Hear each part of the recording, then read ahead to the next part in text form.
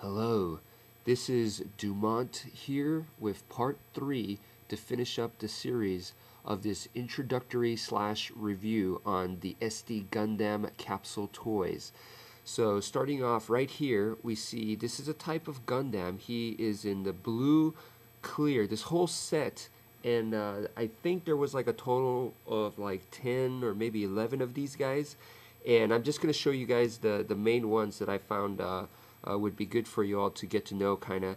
This, like I said, this is a type of Gundam right here, and he has a cool looking knife right here. It's actually a combo edge, which is a half serration going on, and he has a humongous blade on the other hand right here. This is almost like a Final Fantasy, or you know, a lot of the current animes seem to like to have these ginormous swords, so this guy is no exception right there.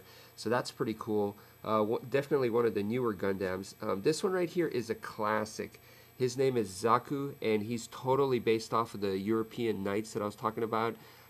He has the spikes on his shoulder pad right here, and then this side is just plain flat.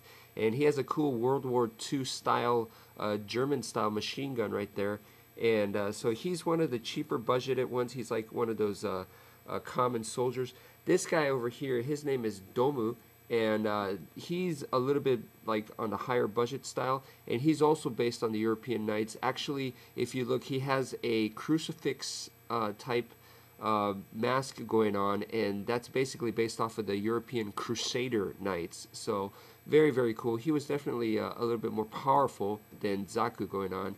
And finally, this one right here is Jiang. This one is called Perfect Jiang. Remember, the Jiang that I showed you before did not have any legs, and it was supposed to be fine that way. He was completed. Yet way later on, after the whole TV series and all that, way later, they created a Perfect Jiang where they actually gave him legs.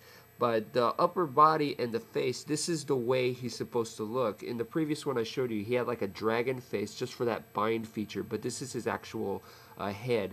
And in this case, the pilot, I believe, was actually inside the head and not in the body. So that kind of confused Gundam at the end when he was battling this guy, the pilot of Gundam.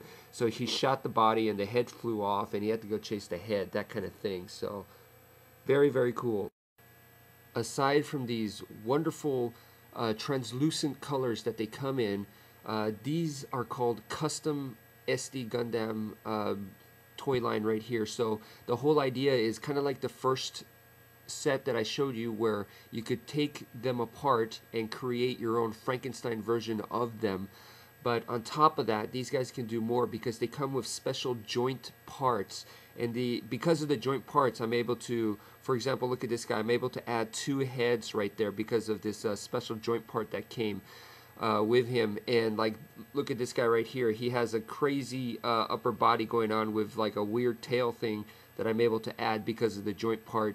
And you know, so this set here is much more like, I did a review of Masters of the Universe original Modulok, and it reminds me a lot of that, except like I said, there's like 10 to 11 different figures just for the set that I personally have. There's a lot more out there, so the combinations that you make are tremendous. There's pretty much an infinite number of different creations that you can come up with, and these were just the ones that I came up with off the top of my head.